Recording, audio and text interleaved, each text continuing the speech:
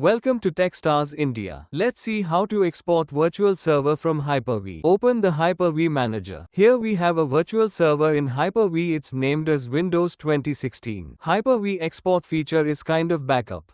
It creates a full copy of a virtual machine, including its configuration, hard disks, and checkpoint backups. There is major difference between export feature and taking a backup. Exporting virtual machine from HyperV allows us to import them to a different HyperV host, which is not possible in backup feature. Let's see the session of export virtual server from HyperV. Right-click on Virtual Server Windows 2016 and choose Export. Then click on Browse. Choose the folder location to save the virtual server export file. Then click on Export.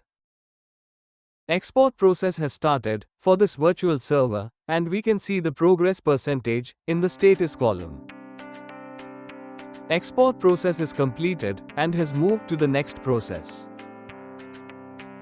Merge in process has started to combine the virtual machine's checkpoint backups into the exported virtual server disk. We have successfully exported this virtual server Windows 2016.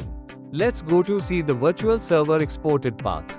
HyperV export feature creates 3 directories and stored necessary backup files in the output path: snapshots, virtual hard disks, and virtual machines.